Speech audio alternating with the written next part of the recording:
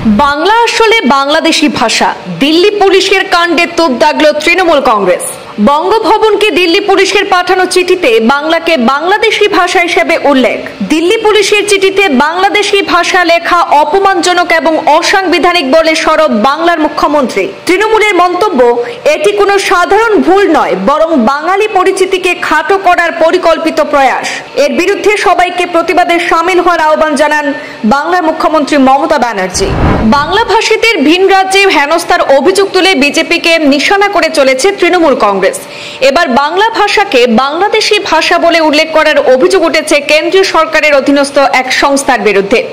Delhi police এমনটাই করেছে বলে দাবি করেছেন মুখ্যমন্ত্রী মমতা বন্দ্যোপাধ্যায়। এই ঘটনায় দিল্লি পুলিশের বিরুদ্ধে ক্ষোভ প্রকাশ করেছেন তৃণমূলের সর্বভারতীয় সাধারণ সম্পাদক অভিষেক বন্দ্যোপাধ্যায়। তিনি এই প্রসঙ্গে স্বরাষ্ট্রমন্ত্রী অমিত শাহের কাছ থেকে ক্ষমা চেয়েছেন। সব মিলিয়ে দিল্লিতে বাঙালিদের বাংলাদেশি বলে চিহ্নিত করার অভিযোগে নতুন করে বিতর্ক শুরু হয়েছে। বাংলাদেশি ভাষায় পারদর্শী অনুবাদক বা দুভাষী চেয়ে বঙ্গভবনের দায়িত্বপ্রাপ্ত আধিকারিককে একটি চিঠি পাঠানো হয়েছে দিল্লি পুলিশের তরফে। আর সেই চিঠিতে বাংলা ভাষাকে বাংলাদেশি ভাষা বলে উল্লেখ করা হয়েছে বলেই অভিযোগ উঠেছে। রবিবার সন্ধ্যায় মুখ্যমন্ত্রী মমতা বন্দ্যোপাধ্যায় ওনার এক স্যান্ডেলে লুধি কলোনি থানার তরফে বঙ্গভবনের দায়িত্বে থাকা আধিকারিককে পাঠানো ওই চিঠির একটি কপি প্রকাশ করেছেন। তাতে দেখা যায় সংশ্লিষ্ট আধিকারিক বাংলা ভাষাকে বাংলাদেশি ভাষা বলে উল্লেখ করেছেন। এই ঘটনাকে কেন্দ্র করে তীব্র প্রতিক্রিয়া জানান মুখ্যমন্ত্রী। চলুন একবার দেখে নিই সেই চিঠিতে আসলে কি লেখা ছিল। সেই চিঠিতে ছিল, একটি মামলার তদন্তে 8 জনকে গ্রেপ্তার করা হয়েছে। পুলিশের সন্দেহ তারা বাংলাদেশি নাগরিক এবং বৈধ পাসপোর্ট বা ভিসা না থাকায় তাদের গ্রেপ্তার করা হয়েছে। তবে তাদের কাছে কিছু গুরুত্বপূর্ণ নথি মিলেছে যা বাংলাদেশি ভাষায় লেখা। আর সেই নথিগুলি অনুবাদ করতে একজন দুভাষী প্রয়োজন যিনি উক্ত ভাষা জানেন। এটাই ছিল সেই চিঠিতে লেখা। গত কয়েক মাস ধরে বিজেপি শাসিত কিছু রাজ্যে বাংলাভাষী শ্রমিকদের হেনস্থার অভিযোগ উঠে এসেছে। কোথাও কোথাও তাদের বাংলাদেশি বলে দাগিয়ে দেওয়া হয়েছে বলেও অভিযোগ। ওড়িশা, হরিয়ানা এবং দিল্লিতে বাংলা ভাষায় কথা বলার কারণে পুলিশের জিজ্ঞাসাবাদের মুখেও পড়েছেন অনেকে।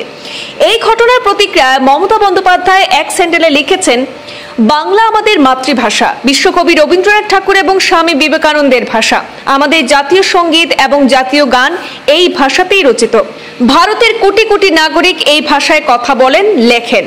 ভারতীয় সংবিধানে এই ভাষা স্বীকৃত, অথচ এখন এই ভাষাকেই বাংলাদেশি ভাষা বলা হচ্ছে।